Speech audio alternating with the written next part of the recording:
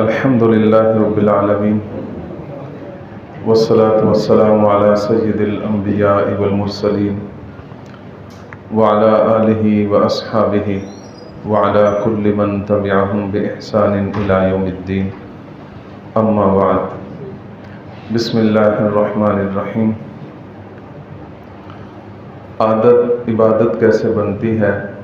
اس کا آج ہم سبق نمبر 14 پڑھ رہے ہیں۔ انسان کی روزمرہ کی عادات میں سے یہ عادت ہے کہ جس طرح وہ لباس پہنتا ہے اس طرح وہ چپل بھی، جوتا وغیرہ بھی استعمال کرتا ہے۔ اگر چپل جوتا اپنی مرضی سے، اپنے طور طریقے سے انسان پہنے گا تو وہ ایک عادت ہوگی، اس کا عبادت سے کوئی تعلق نہیں ہوگا۔ لیکن ہمیں دین اسلام نے ایسی تعلیمات دی ہیں کہ اگر ہم ان کا لحاظ رکھتے ہوئے اپنی اس عادت کو پورا کریں گے تو یہ پھر عادت نہیں رہے گی، عبادت بن جائے گی۔ وہ کون سی تعلیمات ہیں جن کا لحاظ رکھنا ہے، ان میں سے چند ایک آج ہم سیکھیں گے۔ سب سے پہلی بات آدمی کے ذہن میں یہ ہو کہ آدمی چپل پہننے سے پہلے یہ نیت کر لے کہ یہ نبی اکرم صلی اللہ علیہ وسلم کی سنت ہے، میں سنت سمجھ کر جوتا پہن رہا ہوں۔ پہننا تو ہے، اگر سنت کی نیت نہیں کرے گا تو کوئی اجر و ثواب نہیں ملے گا،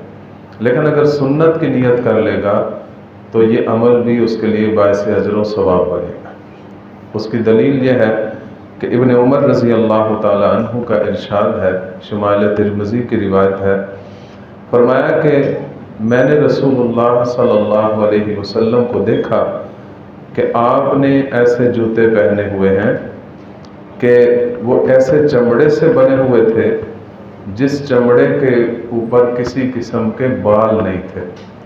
بالکل صاف چمڑا تھا اور اس کے بنے ہوئے آپ نے جوتے پہنے ہوئے تھے۔ اور آگے انہوں نے ارشاد فرمایا کہ میں بھی اسی لیے چاہتا ہوں کہ میں رسول اللہ صلی اللہ علیہ وسلم کی سنت پوری کرنے کے لیے میں بھی جوتا پہنوں۔ تو یہ صحابی نے ہمیں سکھایا کہ ہمیں جوتا پہننے میں نیت یہ کر لینی چاہیے کہ حضور اقدس صلی اللہ علیہ وسلم کی میں سنت پوری کر رہا ہوں۔ دوسری بات یہ کہ آدمی کو جب بھی چلنا ہو، کبھی کبھار تو چلے، چند ایک قدم بغیر جوتے کے بھی چلنا کوئی حرج کی بات نہیں ہے، بلکہ کبھی کبھار چل لینا چاہیے تاکہ آدمی میں تھوڑا سا جو ایک تکبر کی کیفیت ہے وہ ختم ہو جائے۔ لیکن زیادہ تر جب بھی آدمی چلے اور خصوصاً گلیوں میں، بازار میں چلے، تو اس کے لیے نبی اکرم صلی اللہ علیہ وسلم کا ارشاد ہے کہ استکثروا من النعال،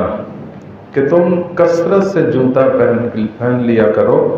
فإن الرجل لا يزال راكبا من تعل، جب تک آدمی جوتا پہن کر چلتا رہتا ہے تو اس کی کیفیت یہ ہوتی ہے کہ وہ سوار ہوتا ہے، یعنی جیسے سواری پر سوار ہو کر آدمی بڑی راحت محسوس کرتا ہے تو جوتا پہن کر چلنے میں بھی اس کو بڑی راحت محسوس ہوتی ہے، تکلیف نہیں ہوتی۔ خاص طور پر گلی میں، بازار میں چلتے ہوئے کوئی کنکر پاؤں کے نیچے اگر آ بھی جائے تو اس کے چبھنے کی تکلیف نہیں ہوتی، کوئی اور موذی چیز آ جائے، کوئی گندی چیز آ جائے تو اس سے آدمی کا پاؤں محفوظ رہتا ہے۔ تو اس لیے نبی اکرم صلی اللہ علیہ وسلم کا یہ فرمان مد نظر رکھ کر آدمی کو جوتا پہننے کا عمل کرنا چاہیے۔ پھر ترمذی شریف کی روایت ہے، نبی اکرم صلی اللہ علیہ وسلم نے ارشاد فرمایا، ان اللہ طیب یحب الطیب، اللہ خود بھی پاک ذات ہے اور وہ پاک چیزوں کو ہی پسند کرتا ہے۔ اور فرمایا نظیف یحب النظافہ، کہ اللہ خود بھی صاف ستھرا ہے اور وہ ستھری چیزوں کو ہی پسند فرماتا ہے۔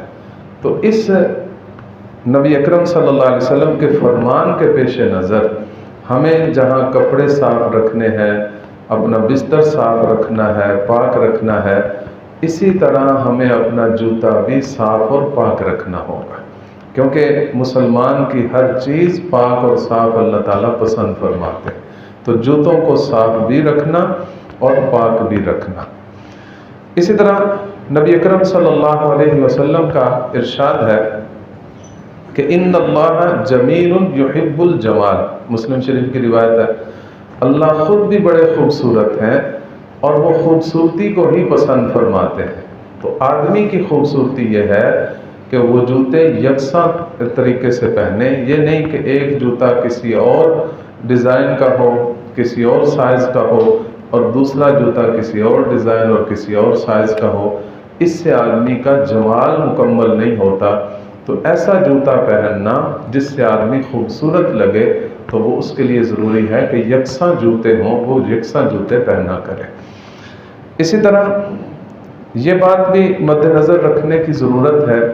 کہ آدمی جوتا پہنے تو اس میں حد سے تجاوز نہ کرے، غلو نہ کرے، کہ آدمی اگر اس کی گنجائش تھوڑی ہے تو بہت مہنگا جوتا خرید لے، یہ بھی حد سے تجاوز ہے، اور اگر اللہ تعالیٰ نے بہت دیا ہوا ہے تو بہت گھٹیا قسم کا جوتا پہن لے، یہ بھی حد سے تجاوز ہے۔ تو جتنا اس کی طاقت ہے، اس کی حیثیت ہے، اس کے مطابق جوتا جو ہے وہ استعمال کرے۔ اسی طرح اس بات کی بھی تعلیم دی گئی ہے کہ جوتا پہنتے وقت اور باقی بھی سارے اعمال میں نبی اکرم صلی اللہ علیہ وسلم کا ارشاد ہے لیس منا من تشبہ بغیرنا، جو شخص ہم مسلمانوں کا طریقہ چھوڑ کر کسی اور قوم سے مشابہت اختیار کرتا ہے تو وہ پھر ہمارے مسلمانوں میں سے ہونے کے حقدار نہیں ہے، اس کو اپنے آپ کو مسلمانوں میں شمار کرنے کی اجازت نہیں ہے۔ تو اس لیے اس حدیث پاک کے پیش نظر اس بات کا خیال رکھنا کہ جوتا پہنتے وقت یہ نہیں ذہن میں رکھنا کہ فلاں کافر کا جوتا ایسا تھا تو میں نے بھی ایسا پہننا ہے، ان کی مشابہت اختیار کرنا مقصود نہیں ہونا چاہیے، کیونکہ اگر کافر کی مشابہت اختیار کرنا مقصود ہو گیا تو پھر اس وعید کے تحت کہ وہ من تشبہ بغیرنا فلیس منا، اس کے تحت وہ آ سکتا ہے کہ پھر وہ مسلمانوں میں سے اپنے آپ کو شمار کرنے کا حقدار نہیں ہوگا۔ اسی طرح ایک اور اصولی بات جو نبی اکرم صلی اللہ علیہ وسلم نے ارشاد فرمائی، آپ نے لعنت فرمائی ہے ایسے مردوں پر جو عورتوں کی مشابہت اختیار کرتے اور ایسی عورتوں پر جو مردوں کی مشابہت اختیار کرتی۔ تو اس سے ایک اصولی طور پر یہ بات سمجھ میں آئی کہ کوئی بھی ایسا جوتا جو مردوں کے لیے مخصوص ہے وہ عورتوں کو نہیں پہننا چاہیے، جو عورتوں کے لیے مخصوص ہے وہ مردوں کو نہیں پہننا چاہیے، دونوں کو ایک دوسرے کی مشابہت اختیار نہیں کرنی چاہیے۔ یہ ساری چیزوں میں ہے، لباس میں بھی، بالوں کے انداز میں بھی، اور اسی طرح جوتوں میں بھی، اور اسی طرح باقی جو مخصوص ایک جنس کی چیزیں ہوتی ہیں ان کو مثلا زیور ہے وہ جو عورتوں کے لیے ہے وہ مرد استعمال کریں گے، تو جو چیزیں عورتوں کے ساتھ خاص ہیں وہ مردوں کے لیے پہننا یہ مشابہت کہلاتا ہے، اور اس مشابہت اختیار کرنے پر لعنت کی گئی ہے۔ اسی طرح اس بات کی بھی تعلیم دی گئی ہے کہ آدمی کوئی ایسا جوتا نہ پہنے جس پر کوئی مقدس تحریر ہو، کوئی ایسا اللہ تعالیٰ کا نام ہو، نبی اکرم صلی اللہ علیہ وسلم کا نام ہو، یا کوئی قرآن پاک کی آیت ہو، یا اسی طرح دیگر جو مقدس تحریریں ہیں ان میں سے کوئی تحریر اس پہ اگر لکھی ہوئی ہے تو اسے استعمال کرنے کی اجازت نہیں۔ یہ اصول اخذ کیا گیا ہے کسریٰ کے واقعہ سے کہ نبی اکرم صلی اللہ علیہ وسلم نے ان کو ایک خط بھیجا جس میں اپنی احادیث بھی تھیں اور قرآن پاک کی کچھ آیات بھی تھیں، ان کو اسلام کی دعوت دینے کے لیے تحریر بھیجی، خط بھیجا، تو کسریٰ نے خط لے کر پڑھ کر اس کے ٹکڑے ٹکڑے کر دیے۔ تو نبی اکرم صلی اللہ علیہ وسلم کو جب پتہ چلا تو آپ نے ان کے لیے بد دعا کی کہ ان یمزقوا کل ممزق، جس نے ہماری مقدس تحریر کے ٹکڑے کیے ہیں اللہ ان کے بھی ٹکڑے ٹکڑے کر کے رکھ دیں۔ چنانچہ یہ بد دعا قبول ہوئی اور کسریٰ کی حکومت ایسی ٹوٹی کہ پھر آج تک وہ دوبارہ بن نہیں سکے۔ تو اس سے یہ پتہ چلا کہ کسی بھی مقدس تحریر کی بے ادبی کرنا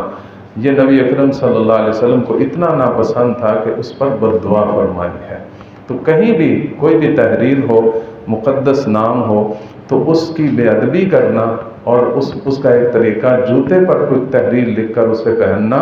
یہ بھی بے ادبی ہے۔ اس سے آدمی کو احتراز کرنا چاہیے۔ جوتا پہننے سے متعلق یہ بھی تعلیم ہے کہ نبی اکرم صلی اللہ علیہ وسلم نے ارشاد فرمایا کہ لِيَنْعَلْهُمَا جَمِيعًا أَوْ لِيَخْلَعْهُمَا جَمِيعًا۔ مسلم شریف کی روایت ہے، اگر جوتے پہننا ہے تو دونوں پہنو،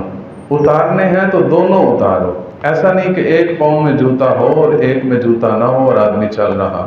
اس سے آدمی کا وقار بھی مجروح ہوتا ہے اور اس کے جمال میں بھی فرق آتا ہے اور بے ڈھنگی زندگی جو ہے نا وہ شمار ہوتی ہے۔ اس لیے نبی اکرم صلی اللہ علیہ وسلم کی یہ تعلیم ہے، جوتا پہننا ہے تو دونوں پہنو، اتارنے ہیں تو دونوں اتارو، ایسا نہ ہو کہ ایک پہنا ہو اور ایک اتارا ہوا ہو۔ اسی طرح ایک واقعہ آتا ہے، حضرت انس رضی اللہ تعالیٰ عنہ ارشاد فرماتے ہیں کہ ہم بیٹھے ہوئے تھے، نبی اکرم صلی اللہ علیہ وسلم ہم سے ہم کلام تھے، تو آپ نے ایک بات ارشاد فرمائی کہ ابھی تھوڑی دیر کے بعد ایک آدمی یہاں سے گزرے گا جو جنتی ہے، اہل جنت میں سے ہے۔ صحابہ کو بڑا اشتیاق ہوا کہ ہم دیکھیں وہ کون سا آدمی ہے جو دنیا میں ایسی کیفیت رکھتا ہے کہ اسے اللہ کے نبی جنتی فرما رہے ہیں۔ چنانچہ تھوڑی دیر گزری تو ایک انصاری صحابی تشریف لائے، اور جب وہ تشریف لائے تو ان کی کیفیت کیا تھی کہ ان کے داڑھی سے وضو کا پانی ٹپک رہا تھا اور ان کے بائیں ہاتھ میں جوتا تھا، یعنی مسجد میں داخل ہوئے تو بائیں ہاتھ سے جوتا پکڑا ہوا تھا۔ تو اس سے یہ ادب معلوم ہوا کہ آدمی کو جب بھی جوتا اتار کر پکڑنا ہو تو دائیں ہاتھ سے نہیں بلکہ بائیں ہاتھ سے پکڑنا چاہیے۔ اسی طرح جوتا جب آدمی پہننے لگے تو اس سے پہلے اس بات کا اطمینان کر لے کہ اس میں کوئی موذی چیز نہ ہو۔ خاص طور پر جو بند جوتے ہوتے ہیں اس میں بعض اوقات کو موذی چیز اندر چلی جاتی ہے، جب آدمی پہنتا ہے تو پھر اس کو وہ ڈس جاتی ہے۔ تو اس لیے ادب یہ ہے کہ اس کو پہننے سے پہلے جھاڑ لے۔ جیسے نبی اکرم صلی اللہ علیہ وسلم نے ارشاد فرمایا کہ جب تم بستر پر لیٹنے لگو تو اس بستر کو تھوڑا سا جھاڑ لیا کرو، پتہ نہیں تمہارے جانے کے بعد کون سی موذی چیز اس پہ آ گئی ہو۔ تو اسی طرح جوتے کو بھی جھاڑ کر استعمال کرنا۔ اسی طرح اگر کوئی آدمی جوتا پہننا چاہتا ہے، اگر تو وہ بالکل کھلا جوتا ہے، چپل ہے، تو وہ تو آسانی سے کھڑے ہو کر پہنی جا سکتی ہے، لیکن کچھ ایسے بند جوتے ہوتے ہیں جو کھڑے ہو کر نہیں پہنے جاتے۔ اگر پہنے تو آدمی کو یا تو کس چیز کا سہارا لینا پڑتا ہے، سہارا نہ ہو تو گرنے کا خطرہ ہوتا ہے۔ تو اگر ایسا جوتا ہے جس کو پہنتے وقت گرنے کا خدشہ ہو تو ایسے جوتے کو بیٹھ کر پہننا چاہیے۔ ترمذی شریف کی روایت ہے، نہا ان ینتعل الرجل وهو قائم، نبی اکرم صلی اللہ علیہ وسلم نے یہ اس بات سے منع کیا ہے کہ آدمی کھڑا ہو کر جوتا پہنے۔ یہ اس جوتے سے متعلق ہے جس کو کھڑے ہو کر پہننے میں دقت ہو یا گرنے کا خدشہ ہو۔ اور یہ ایک عام اصول جو ہم پہلے بھی لباس میں بھی پڑھ چکے ہیں اور دیگر کاموں میں بھی پڑھ چکے ہیں کہ نبی اکرم صلی اللہ علیہ وسلم کو ہر اچھے کام میں دائیں طرف سے شروع کرنا یہ پسند تھا، اور اس کی جو انتہا ہے اس کو بائیں طرف سے شروع کرنا پسند تھا۔ چنانچہ یہ جوتا پہننے میں بھی یہ ادب ہے کہ جب آدمی جوتا پہننے لگے تو اس کی ابتدا دائیں طرف سے کرے، یعنی پہلے دایاں قدم جو ہے وہ جوتے میں ڈالے، پھر بایاں قدم ڈالے، اور اگر اتارنا ہے تو اس کا برعکس ہو، یعنی پہلا بایاں قدم جوتے سے نکالے پھر دایاں قدم نکالے۔ تو ان آداب کا اگر ہم سنت سمجھ کر لحاظ رکھ کر اس عادت کو پورا کریں گے تو انشاءاللہ یہ ہماری عادت نہیں رہے گی، عبادت بن جائے گی۔ اللہ تعالیٰ ہم سب کو عمل کی توفیق عطا فرمائے۔